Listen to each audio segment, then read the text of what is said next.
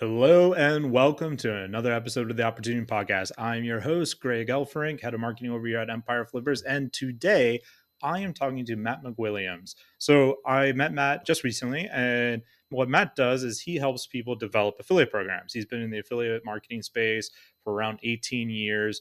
Tons and tons of experience, both being somewhat of an affiliate himself, but really when it comes to managing and recruiting affiliates. Now, this podcast, unfortunately, is a little bit all over the place because Matt had a lot of cool stories and I had a lot of cool stories that he reminded me of. And I think him and I are both the type of personality that easily gets off track, unfortunately. But I swear to you, all the asides are very interesting.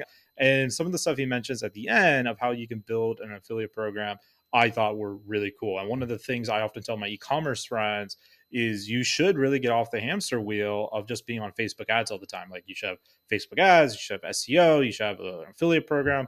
Like more traffic, more better, right? It's more diversified. You're not worried about a ban to your account or a Google update if you have a three stool thing to be on. And I actually think outside of email marketing, building your email list is always number one. But outside of that, I think having your own affiliate program is probably one of the smartest strategies because now you can have your audience figure out the actual marketing part as long as you're good at getting the affiliates in, which we discuss on this podcast a little bit down towards the end of it. As long as you're good at getting those affiliates in, you pay them well, competitively, you treat them good. Really, you can let the affiliate marketer figure out how to drive traffic and you don't have to worry about it as much, right? Of course, you do need things in place, good commission, good conversion rate, all that good stuff. So enjoy this podcast. And if you want to learn more about what Matt is doing, at the very end of this podcast, he'll let you know where you can download a free informational course. I think it's free to learn how you can build your own affiliate program. All right, enough of me talking. Let's get into it. See you on the other side.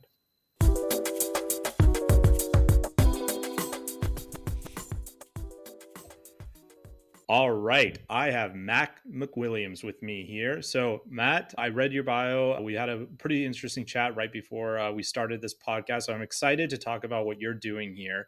But before Yeah. I do, why don't you give my audience of entrepreneurs in the M&A world some background on who you are, where you came from, and what are you doing today?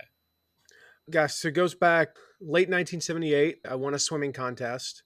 And about 10 months later, here I was. That's kind of the genesis of the story. I don't know. I didn't even like swimming. I don't know how to swim. I don't know how I won that contest. Well, I guess, find out later. But We're all winners of that contest. yeah, gosh, I mean, it's one of those things like, I don't know if you're familiar with, if you're a Grateful Dead fan, but they have a song called Truckin', and it says what a long, strange trip it's been. And that's kind of an apt description of my life. Like I never dreamt I would get into anything that I'm doing today. And I think it's true of a lot of people in internet marketing, like none of us that are old enough grew up in a world where that was even possible. That would be like growing up in the 1930s thinking you're going to be an astronaut. Like, really? Or growing up in the 1890s thinking you're going to be a race car driver. Like those things weren't even possible, and internet marketing wasn't even a thing. I grew up playing sports, eventually ended up playing golf in college at the University of Tennessee, played professionally for a few years after that. And I was teaching these golf schools with my dad. This is in my early 20s. I was making, between five and $10,000 in a weekend, at the age of 22. I mean, that's an obscene amount of money at that age for most people, especially back in the early 2000s. Oh, yeah. And I still live with my mom. I paid her $250 a month in rent, so I was just making a lot of money. But I said to my dad, what if we marketed these things online? There's this thing called Google. I don't know if you ever heard of it, but back then it was a new thing. And like people will like search for your stuff, kind of like they'll search for like golf schools in Pinehurst, North Carolina. It happened that our golf schools were in the golf capital of the world, Pinehurst, North Carolina. If you're a golfer out there, Pinehurst. They have a US Open about every 6 or 7 years, and it's a big touristy destination. And it's pretty much the tourism is the only reason why we had nice restaurants. Otherwise, there's not that many people that live there. And so I was like, what if we do this marketing thing? And so we started putting these ads up on Google. And for 10 cents a click, I could get, 200 people a day to come to our website.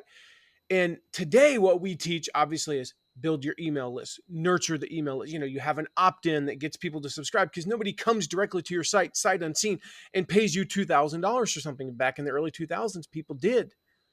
We didn't have an email list. We had you either bought or you left. One out of 200 people bought. One a day, roughly, I would sell. It only cost me $20 to acquire a $2,000 customer. Life was good.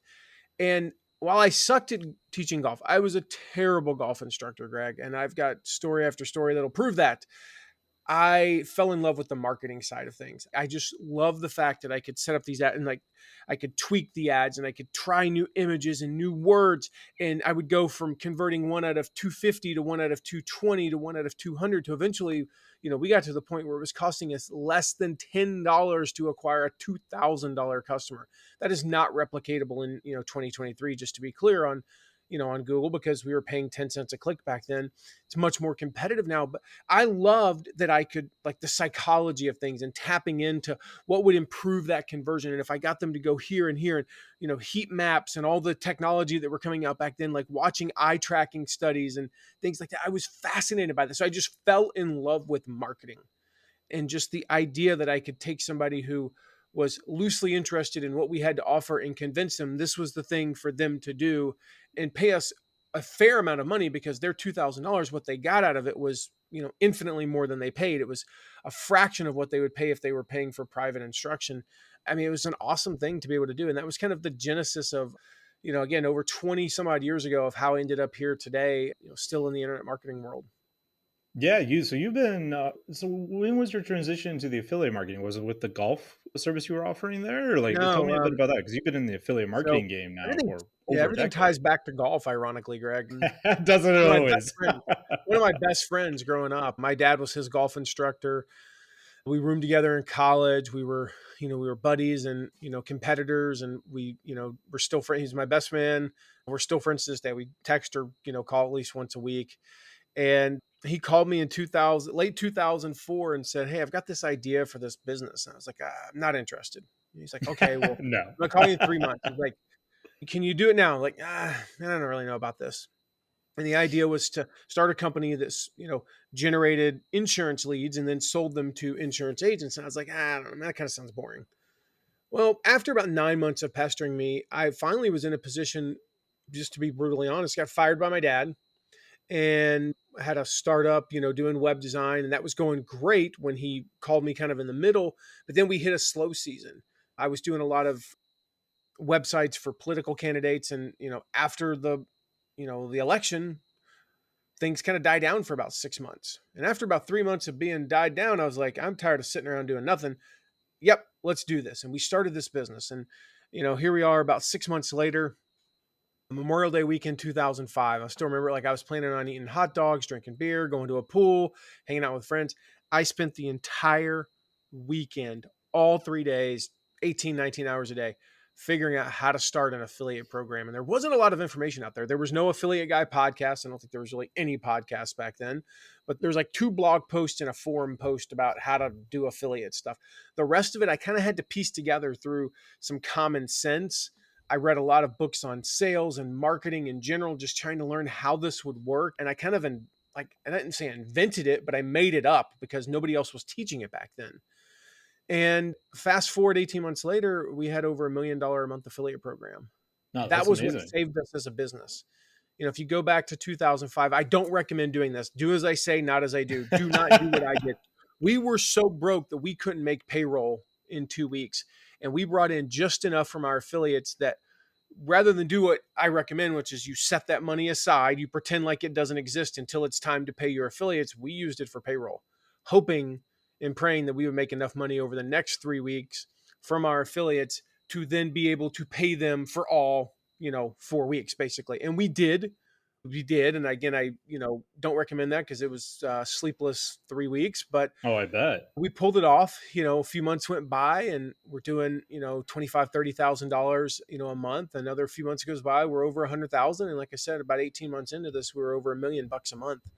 But it all started with that weekend. I messaged our program and I said, how long will it take you to develop a system that can do this?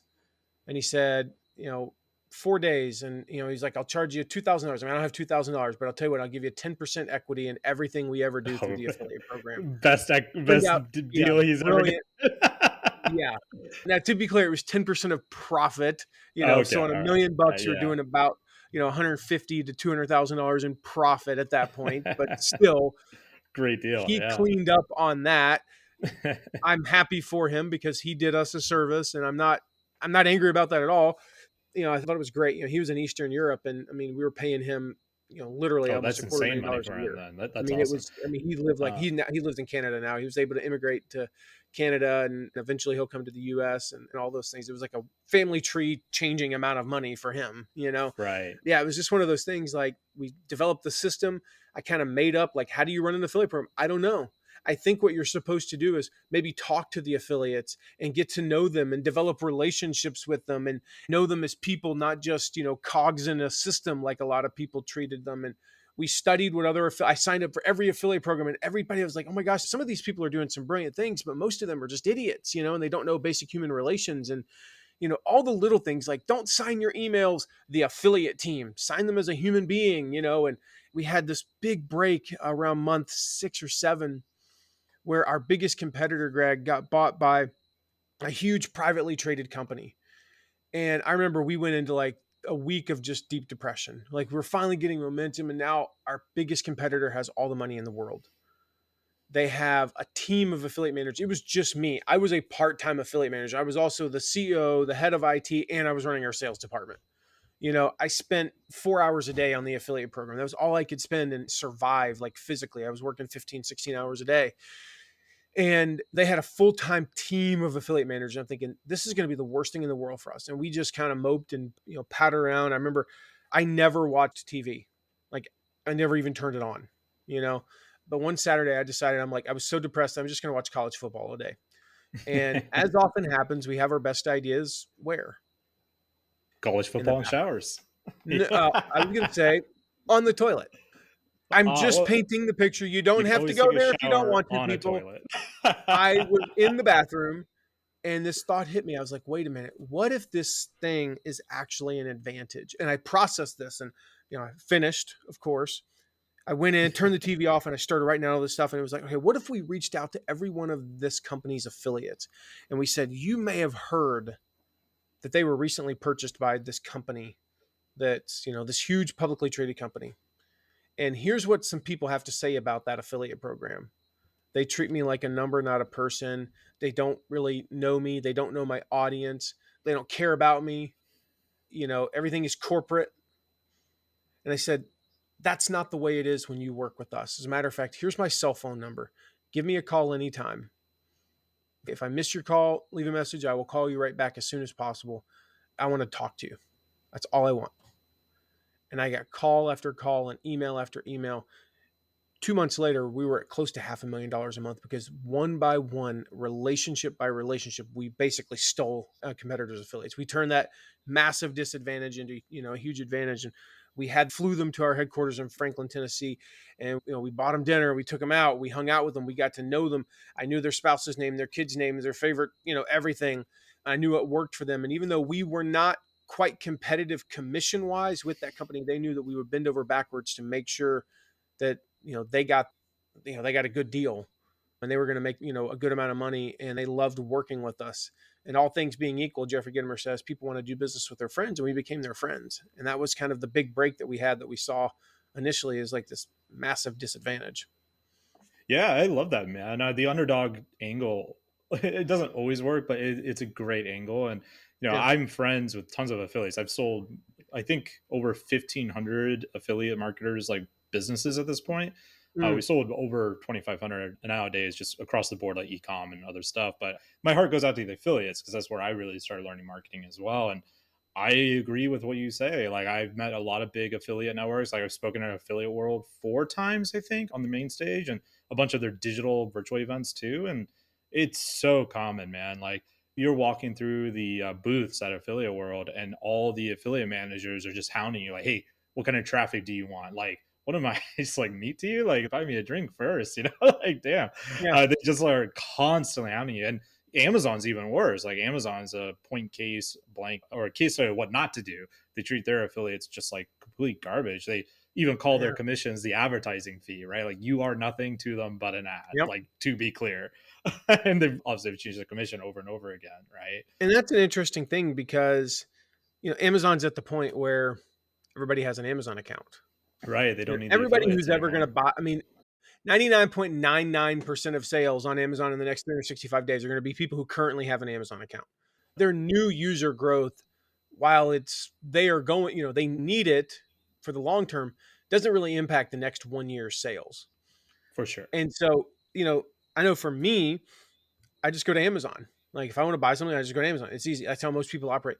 But at the same time, yeah, these people are driving traffic, to a specific offer. Like, so take this microphone. If you've got a podcast, and I know you probably encounter this, Greg, with your show, you've got a good microphone, and somebody inevitably asks you, Greg, what kind of microphone do you use? And you say whatever it is. Is that the ATR It 2100? it is good Which eyes, is but not available anymore. That's why I have this. Actually, I got this one because I bought two ATR 2100s.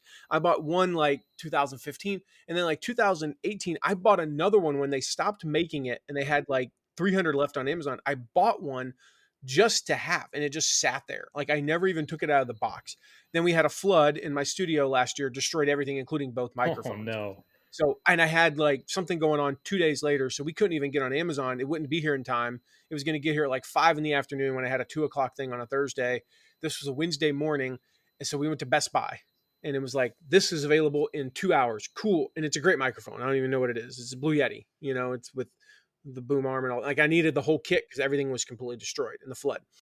Mm, Anyway, so people ask you all the time and you give them the Amazon link. Now, you could argue that Amazon did some of the work, yeah, by having it readily available and they, it'll be there in less than 48 hours and all that.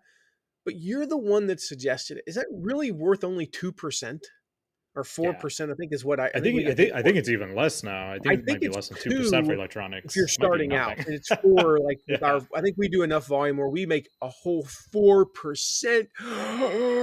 Like, I'm getting, like, $64 a month from Amazon. Like, it's so Right. infinitesimal, I don't even care, like, we did our book launch, I didn't even think about that I coulda used an affiliate link on every link to my book. We sold, like, 3,000, 3,200 books on Amazon alone.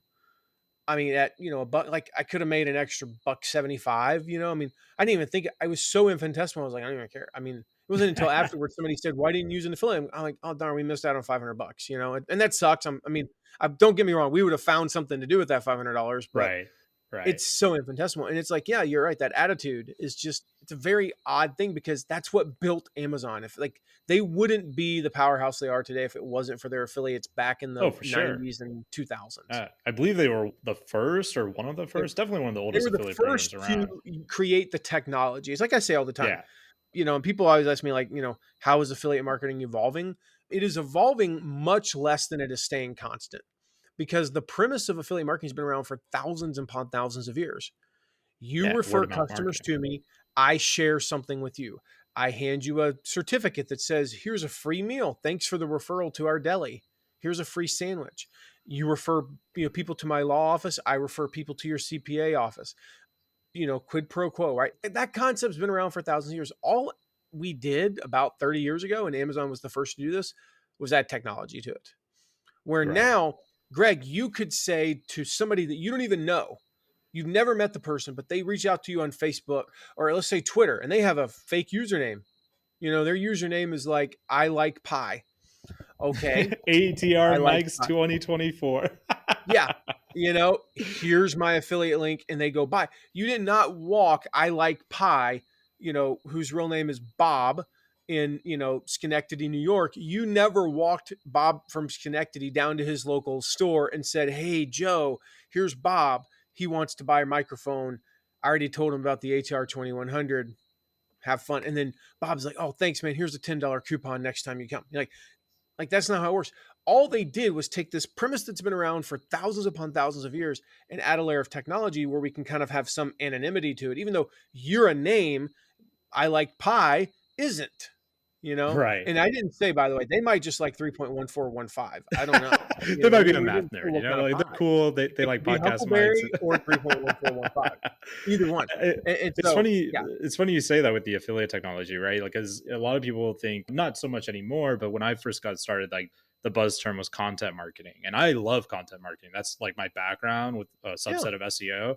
But content marketing has actually been around for a very long time. Like in America, I think the oldest example of content marketing is John Deere with their magazine that started in like 1885. It was, I hmm think, like a monthly or maybe a quarterly magazine that just taught you how to be a it's better been farmer. around Just longer content than that. marketing 101. Yeah, I mean that.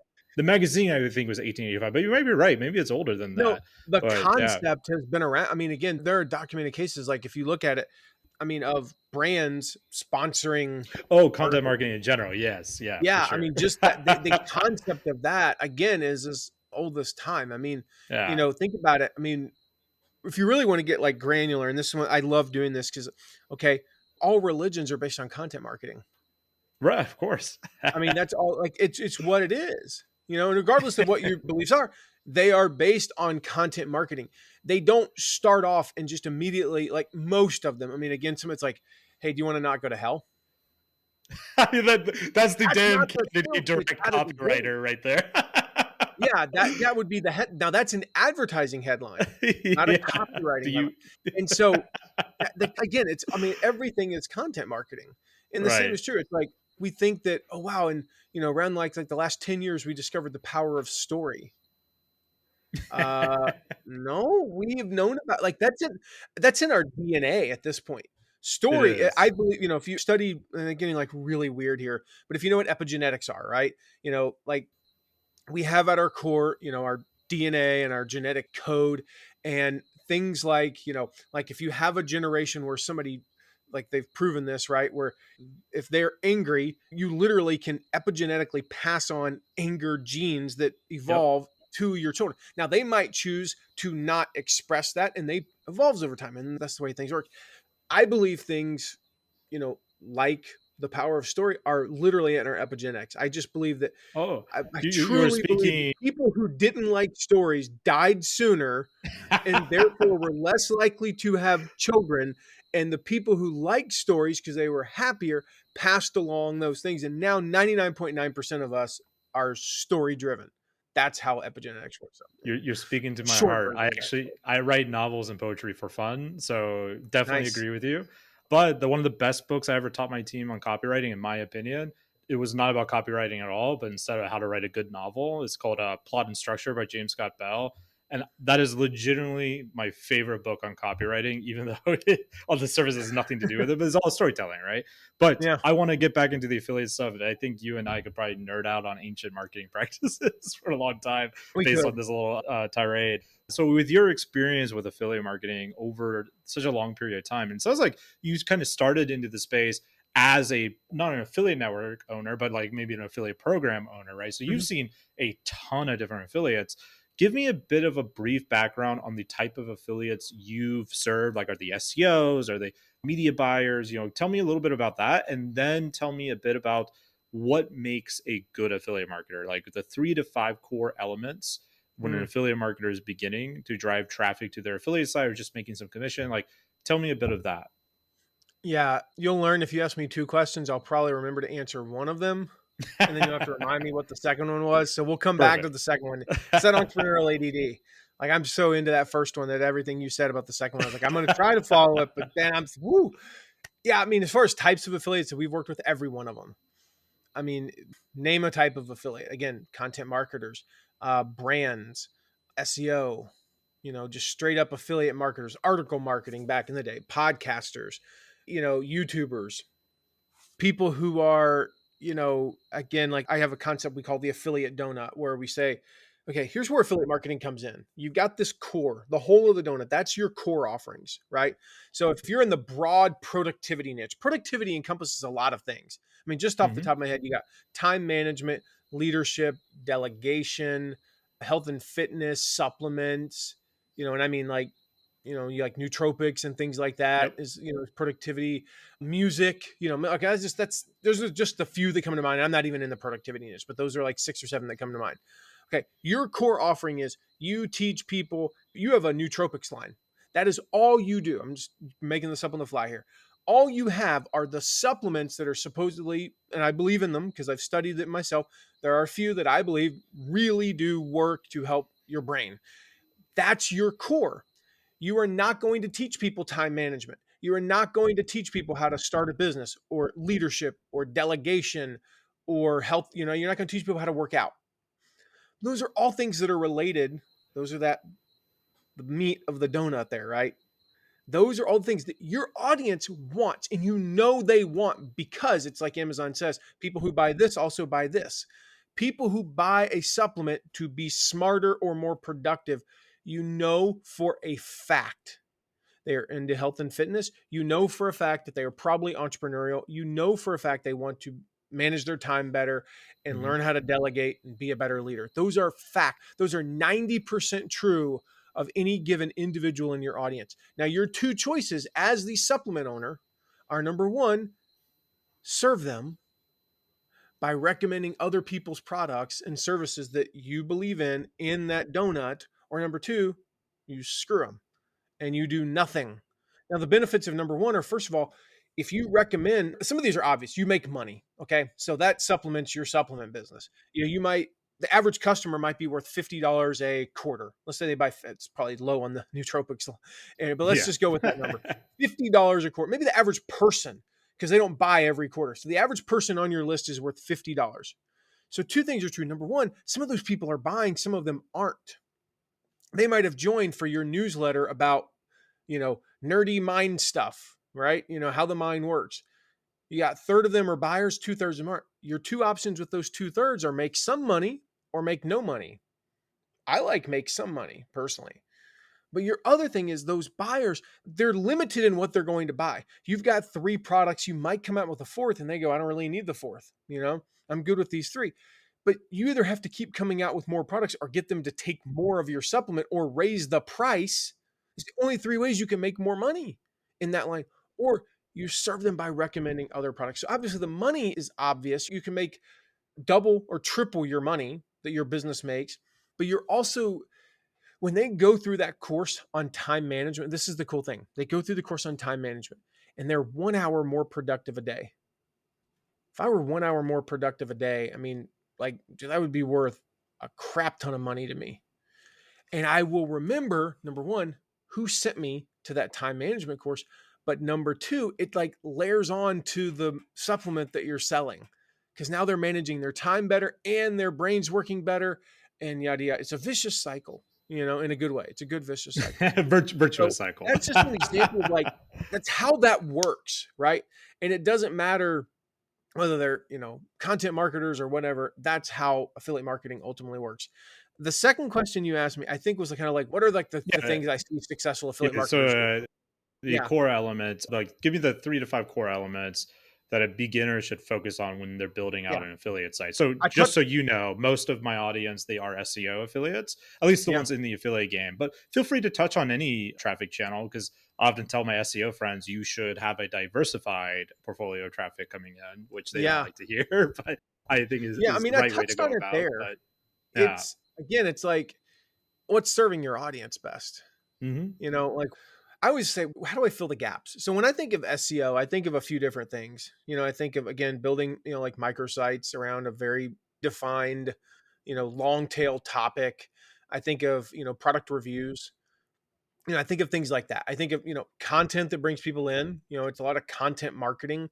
It's less on the content marketing of like, I'm simultaneously building my brand and referring them to the affiliate offer, where it's like content marketing that's less typically, where the primary focus is to get views and build my audience, with a secondary thing of, oh yeah, by the way, here's this product I recommend as I'm recording this. I did that the other day where I talked about, the 7 funnels that every affiliate marketer needs to master, right?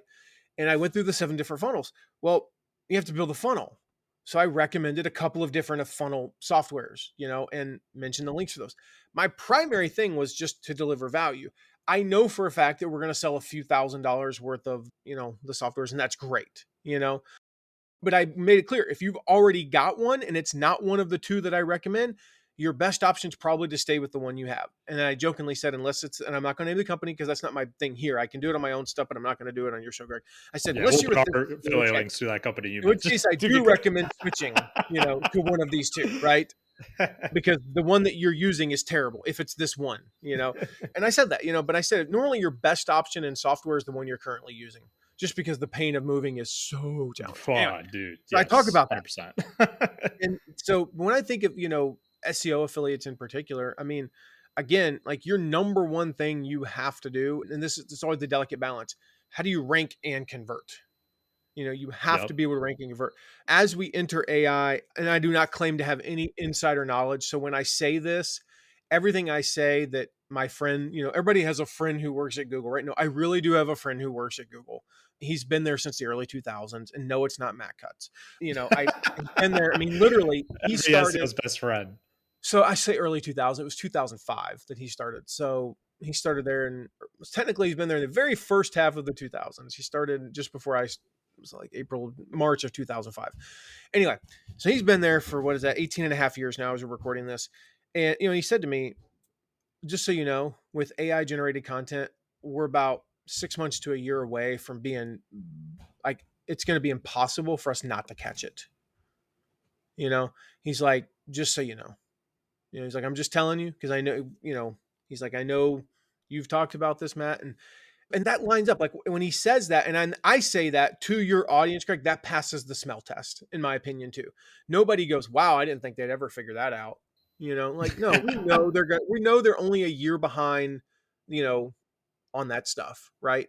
He said, right now we're pretty good at catching it, but we're probably in the 60 to 70% range. I'm He's like, very curious to see that because I don't think I agree with your friend on that. Actually, I really? like well, Google might have like it's Google. They like help invented AI basically, but Hmm. like a lot of the AI checkers that I see on the internet, like I tell all my friends stay away from them because I view most of them as a grift. Like I put some of my own poetry in a few of them, and they came back as AI. I was like, okay, well, this is definitely not correct. But Yeah. the like in terms of the actual like checking if AI is AI, there might Okay. be something that Google and OpenAI can do, but There's a all the key. other This checkers is the I key. don't trust. They will be able to tell on my site where I have 1,500 to 1,800 posts published. If I suddenly publish something that's not in line with what I usually post, that's how they will be able to tell. That's how they're Ah, that currently able to tell. here's the trick. You You just train build a AI. language learning model of Yep. yourself. Yep. You train AI. Exactly. And so, Yeah. again, that's the thing. That's the differentiator. Just to be clear, I want to point out that in conversations with him, and again, what I've preached, just because as soon as AI came out, I was like, okay, the thing is, you cannot just go in, not train it, and say, give me 7 tips for raising healthy, happy dogs. And it spits out the generic stuff, and you click on the copy button and you post it on your website. That's going to get Yeah, picked. that's They can that's a bad already pick move. that up. It's Uh, been a failure for a year now, probably 6 months to a year. What he is suggesting is they're going to be able to pick up again, the certain factors that suggest this was, again, AI generated. Now, and this is, I don't want to say too much because this is a private conversation, but he did specifically say there were certain things he didn't mind me sharing, on my show and whatnot. So I don't think he'd mind if I shared this. But one of the things that we talked about was kind of like, okay, if I do a post, because this is the example I gave to him. I said, I gave AI a transcript in my train thing. I spoke for 45 minutes and I gave it the transcript of that conversation, mhm. said, write me a blog post. And I was like, is that going to pass the smell test? He's like, 99.9% of the time. If you've trained it and it's your words, it's passing. But like, there are certain things in terms of content, like, okay, I just did a podcast episode. It'll go live in 2 weeks. How to motivate your affiliates to sell more. Now, the premise of the podcast episode is you can go search Google. I say this at the beginning of the episode. If you want 50 ideas on how to motivate your affiliates, go search Google, read the first 25 articles. You will have 50 ideas on how to motivate your affiliates. Here's the thing, I've tried all 50. What I'm sharing in this episode are the 7 that have worked in every niche, every program we've ever run, and they've worked for more than 5 years in a row. Like, there are 50 things you could do, and there's no shortage of articles out there. There's nothing about my podcast episode that stands out in the sense of, until you get into it and learn, like, no, these are the ones I've tested and proven. Like, there are many, and I talk about, like, here's some ideas that I've tried that didn't work. Here's some that worked in 90% of the cases, but not in 100. Boom, boom, boom, boom, Mhm. boom. And they might work for you. So feel free to try them. But if you want to, like, if all you do are these 7, and I kind of gave him the idea, I was like, okay, what about that? And he's like, no, that's exactly the kind of differentiator that, like, it'll be looking for. Is it's not just a rehash of, here are 7 ways to motivate your affiliate to Predictive sell word more. text. Yeah. There's nothing about this. Like, all 7 of these are found in every article. I cannot imagine that every one of these 7, even one of them that we invented, all right, we invented one of the 7. I swear to you, nobody had ever done it before we did it. Which one did you Even invent? that one, I'm live keen. I'm leaderboards, keen here. Life. live What leaderboards. was it? Yeah, Live live leaderboards. leaderboards. Yeah. We actually use that in our own referral program. So you're kind of like the Everybody does now. grandfather of That's this. my point. All right. I'm That's telling you, we fantastic. invented that in back in 2007. I mean, I had never seen anybody do it. If we did not invent it, it definitely came for, it was my idea. I went to the team and I was like, we became an Trademarked. affiliate for a company. And I was like, oh my gosh, I'm so frustrated. They're not releasing a leaderboard every day. And I'm like, you know what? Why don't we release one every hour? Let's just and Love it. it's a page that updates. I was like, probably a dumb idea, but let's try it. It was the most popular page by a factor of like 10 in our affiliate portal. People were visiting it 5, 6, 7 times a day, and refreshing it Affiliates are constantly. competitive people. Yeah, I love And it. anyway, But but like that I idea, think this. so all Oh, 7 sorry. of Go those are finish your thought. Yeah. literally, no, sorry.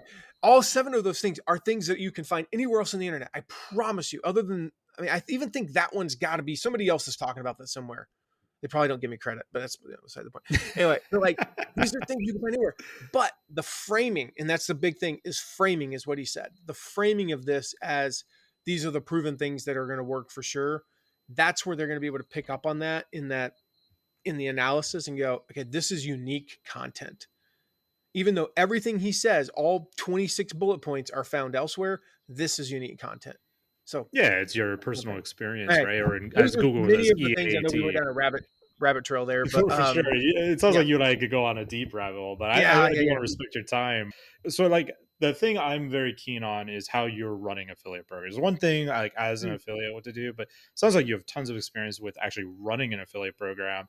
And something I've often told a lot of our entrepreneurs who are not in the affiliate space, like my e-commerce, SaaS friends, stuff like that, is like, yeah. you should start an affiliate marketing Everybody should program. have an So, affiliate program. Yeah. my first question on this front, on building your own program, do you think every business, I mean, you kind of already said, do you think every business should have an affiliate program? Is there some businesses where it works better than others? Like, give me the lowdown on the infrastructure here. Yeah. As far as like, should everybody have one? I mean, there's a reason why Walmart has one, Amazon has one, Target has one, Hmm. Apple has one. A lot of people think, oh, that's just for kind of like the mom and pops or the small, no, I mean, like name everybody, Tony Robbins, Dean Graziosi, Ryan Levesque, Jeff Walker, and, kind of in the internet marketing world, they all have them. Like I've all Of run course, them, yeah. or helped them run them.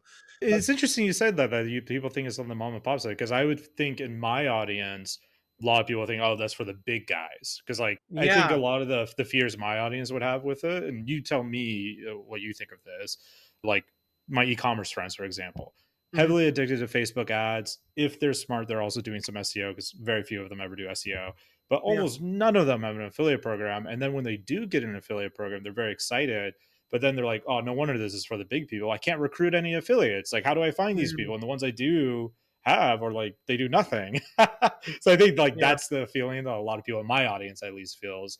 Like, how do you solve those issues? Like recruiting an Yeah. affiliate, helping them actually convert. Like, how do you set up an affiliate program for success for these smaller e-commerce companies? Sure. I'm gonna come back. I'm gonna get there in just a second, but I wanted to say, like, Sure. I'm not. I'm never one of those people. A lot of people, they say their thing is the only thing. Your whole business should be Facebook ads. Your whole business should be TikTok videos. Yeah. I think that's idiotic. I don't think your whole business should be Agreed. affiliates. Affiliates, I think, can grow for most businesses who are past a certain point. So they're past a quarter million a year and Mhm. they've done that all on one or two things. I think over time, affiliates could be as high as 50% of your business as you scale other parts. The thing I love about it, of course, is it's completely risk free because, newsflash, you're paying Zuckerberg before you make any money. You don't pay affiliates until 100%. you make money. And I'm also looking at playing this for the long game. Are you going to equal your Facebook ads? If you're doing $250,000 a year from Facebook ads, are you going to have a $250,000 a year affiliate program after the first year? Probably not.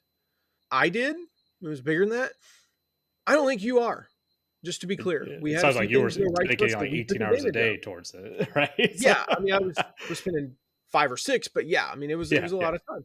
So here's what I recommend. And when you're starting off, I mean, literally the very first thing that I would do, again, inside, like I'm thinking, what are your first like 60 days?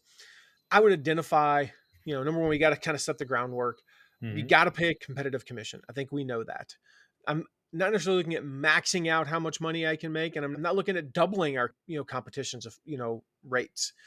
I have to be in the same ballpark. Can I pay a 20% if the competition's paying 25? Yes. Can I pay a 10 if they're paying 25? No. If they're paying 20, do I need to pay 40? No. I can pay 30, and I'm 50% higher if you do marketer math there. I'll let y'all figure that out one. Just write it down, carry the three, I just want multiply to by hold on to four. that point for a second. So Yeah. this is something you have a lot more experience than me, but when I was designing our referral program, the way I kind of look at it is like, let's say we spend 20% of our revenue on marketing, like Yep. that's like a given. Like, okay, so let's make the referral program 20%. That was kind of like the basic logic of how I design it. Like when you're coming up with a commission, outside of just looking at other people, which ours is for our audience out there, is like more than double than any of our competitors. So go Brilliant. sign up. Love it. Yeah. But like that's the way I viewed it. Like if you want to grow an affiliate marketing program, look at how much you're spending on your marketing. Okay, this is how much I have to give away as a commission to retain the same margin as what I'm getting on, like, say, Facebook ads or something like that. Yeah. Is that kind of correct thinking, or would you tweak It's that? not a bad way. I mean, it should work out to probably be okay. Again, I'm looking first at the competition, and then I'm Hmm. looking at, how much money I need to make. There might be times where, especially if you really are good and you're in a niche where Facebook ads are super cheap, for example, and you are spending 20%, that you might be paying 30 for affiliates. You go, well, that means I'm making 50% less. Not really. Gotcha. Especially if you are 100% margins effectively. You're not really making 50% less. You're making a little bit less. But again, it's another channel. And I would much rather have, again, this is just me. I would rather have 5 channels with a 50% profit margin than one channel with a 70% profit margin. 100%. I Because agree. in the short term, you're going to make a lot more money with the 70% profit margin. But again, you got to keep in mind, we are one act of Congress away or one act of the EU. Like, who knows what they're going to do?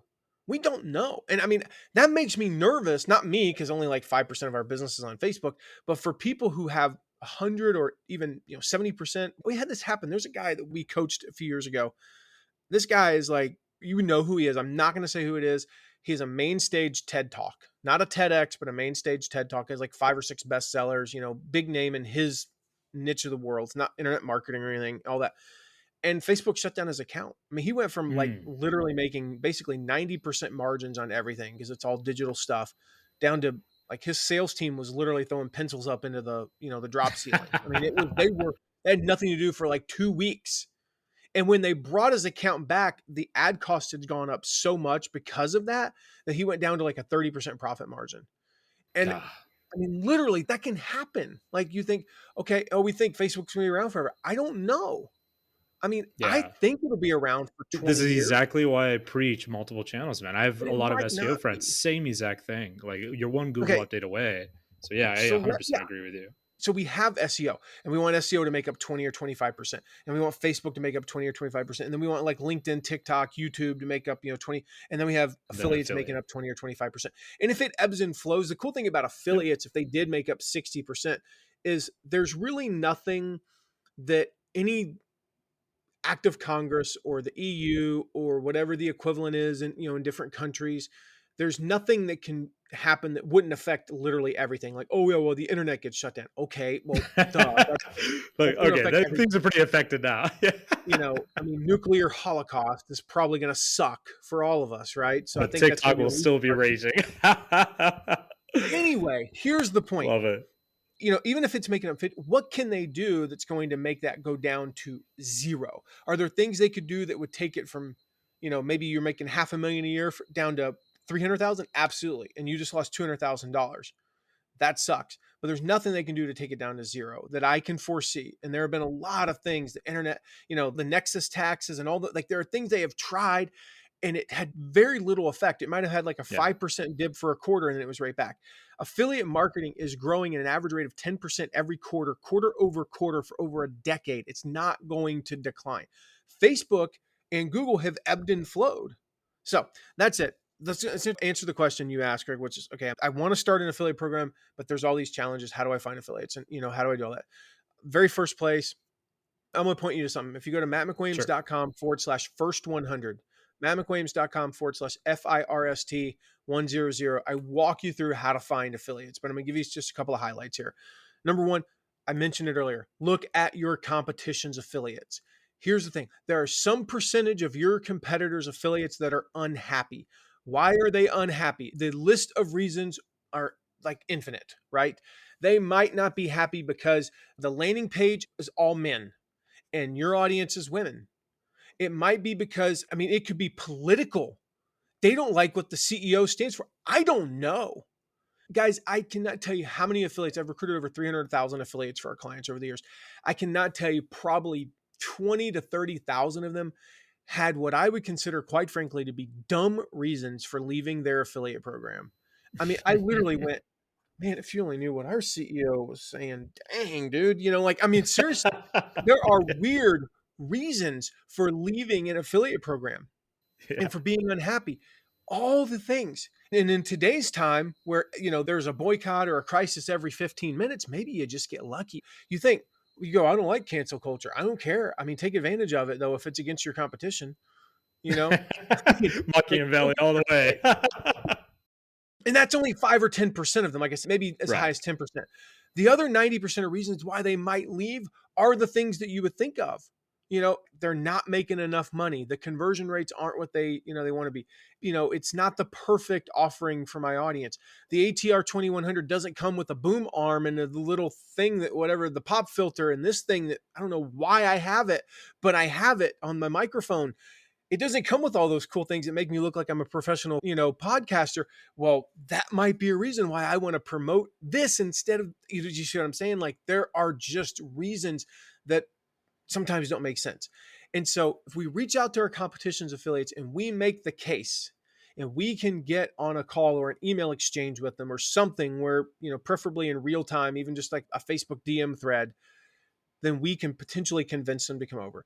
That's the first place I would start. Again, you've got to have the competitive commission. You got to have good conversions. You got to have, that angle. The second thing I would say is, and I mentioned this when I said, well, they don't have enough, it's all men on the page, for example, right? Co-brand, be willing to co-brand pages. Very simple thing. So if I'm going to have, if let's say, Greg, you're going to be an affiliate for me. I am not going to have your audience go to a page that says Matt McWilliams, Matt McWilliams, Matt McWilliams. Here's my logo. Here's my colors. No, I'm going to go Empire Flippers. I mean, simple thing. Welcome Empire Flipper listeners, which, Right. okay, here's the thing. Scratch the URL I said earlier and let's do this. I promise you, Greg and I did not plan this. mattmcwilliams.com/empire. That's your new URL. That's the one Greg's going to put. I promise you guys, we're making this up. He's going to put that in the thing. That's going to go to the same thing I said before, but we're going to put an Empire Flippers logo on it and probably tweak the colors a little bit. And we're going to address you by name. And you already know my secrets now, so it's probably going to have no impact on conversions whatsoever. But in theory, it should, if I'd said that earlier. That's where you can get that free report. And you go, why am I doing that? Because I want Greg's audience to get a little bit of a special experience, which I know typically will increase conversions between 8 and 12%. And you go 8 to 12% increasing conversions. That's the difference between my affiliate program and that generic affiliate program that you're promoting. And we pay the same. And otherwise, you'd probably convert the same, but I just got you an extra 10% more money. Let me give you a conversion tip for my audience. When they get to the page, just troll them with some kind of internet marketing like stereotype, like welcome Empire Flippers audience. Are you ready to buy something that ends in a 7?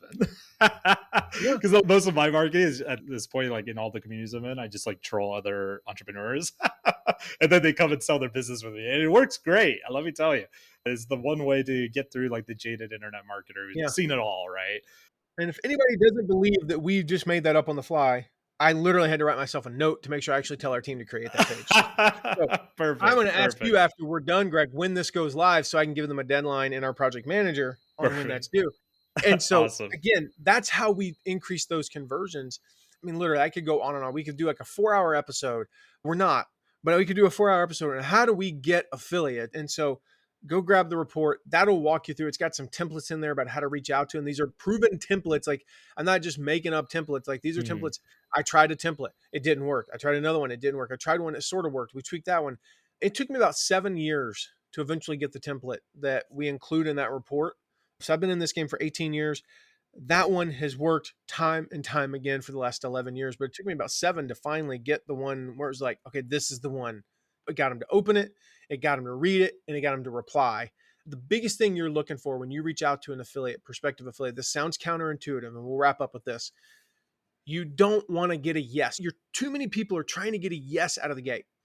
Let me send you this long email that has everything about my affiliate Yes. program and how my uncle founded it in 1979 and blah, blah, blah, blah, blah. And our commissions are this, and we do this, and we do this. What do you do, Greg, when you get a very long email from somebody you don't know? Archive. Okay, Spam okay. I archive. was going trash can. You went with archive. At least the thing was I'm there. a soft guy. I'm a nice guy at That's heart. the You know, like I soft don't want to response. ruin your I domain click on the score. delete button. I never read it. And we wonder, why didn't they ever respond? It's because you wrote a novel. Nobody wants a novel. Right, yeah. So you I write a know a guy, he researched the shit out of me and he sent me a cold email.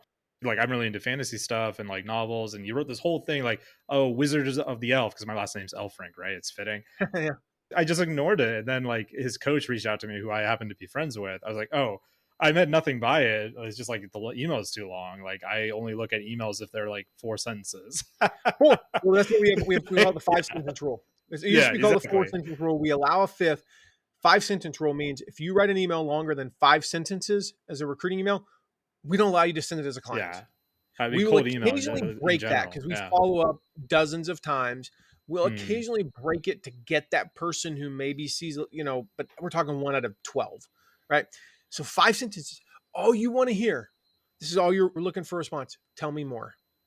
That's it. Yep. Yeah. That first yes, right? Now, Like, when you say tell me more, it invites me to write another 8 to 10 sentences where I do give you some details. And then you get to ask specific questions that I didn't answer. If you say, what are your commissions? And then I tell you, well, duh, you asked me what the commissions are and blah, blah, blah. So we get that dialogue going. We develop a relationship. Maybe we get on a call with them. People think, oh, nobody talks on the phone anymore. Yes, they do.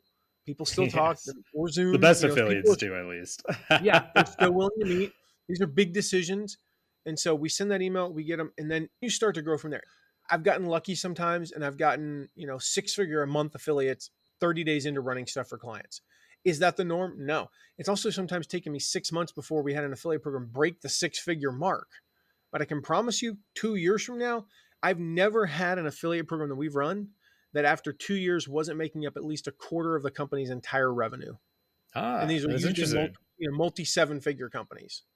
That's We great to get hear. them Our that way. referral program is right around there as well. So Yeah, I'm hitting the right mark, it sounds like, at least on that. there you go. We're hovering between like, I think this quarter we're going to be a little bit less than 20%, but we usually are hovering between like 22 to 25% per quarter right now in our referral Love program. it. Ours is pretty new, it's about a year and a half old or so.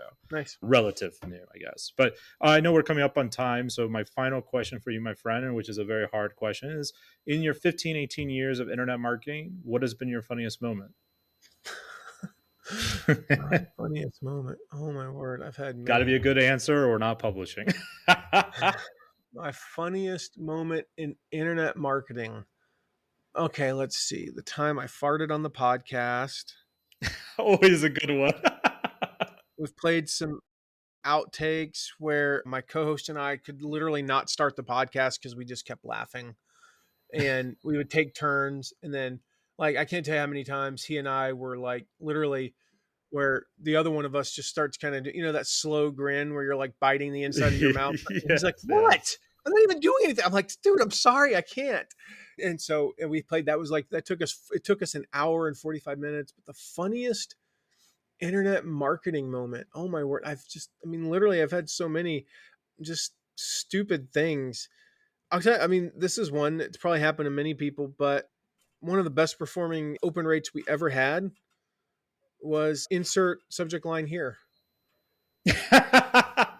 Yes, I have been there. When I was very new to affiliate marketing, I ran an ad to a course teaching you how to be a freelance writer, and there was a typo in my ad. And I got all this engagement on Facebook ads from it. Mhm. But the moment I had the ad without the typo, there was no engagement. So I commented just underneath, like, sorry guys, this is the ad that converts, the one with the typo, to a writing course.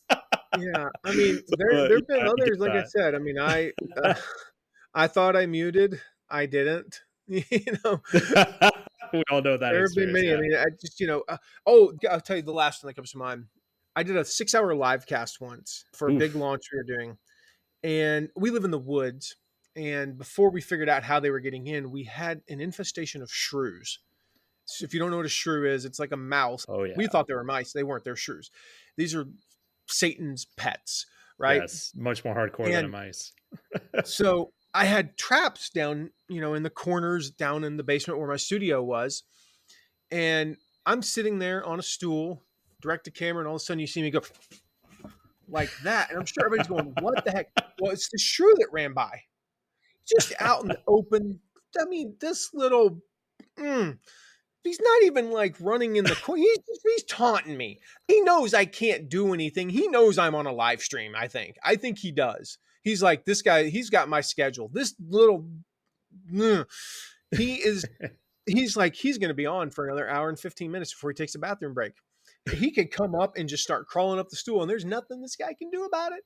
And he knows it. So he runs by. About 5 minutes later, I'm like, he runs by again. Finally, about a half hour later, I hear, pow!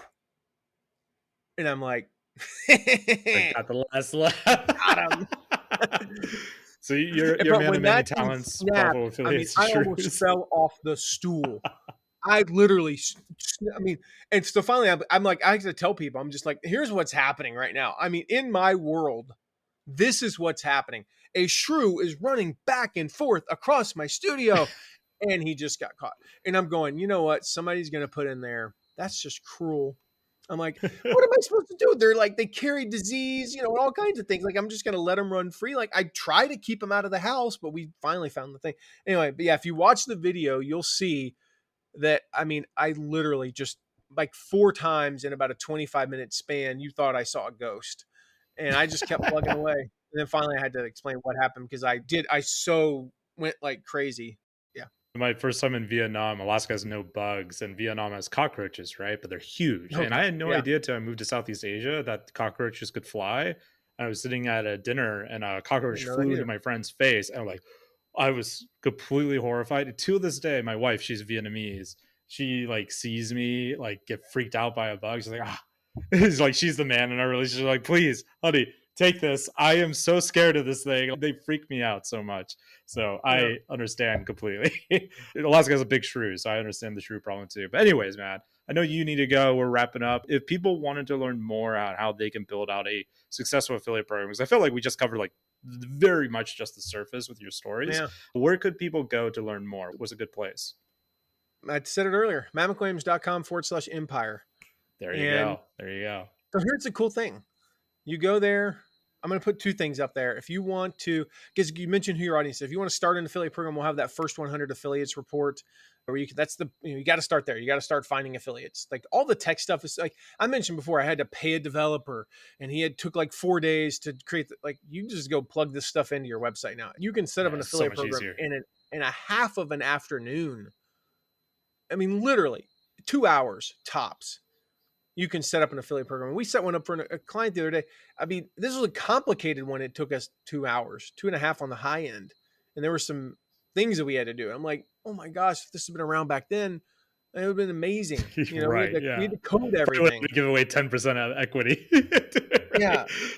Oh, I mean, now you can do it for $99 in Right. two Right. hours. So I paid, roughly $500,000 in 5 days. So 4 or 5 days. So yeah, go there, go to mattmcwilliams.com/empire, and that's the best place to go. We'll start there. Awesome. Awesome, man. Well, thank you so much for coming on. It was an absolute pleasure. Thanks, Greg.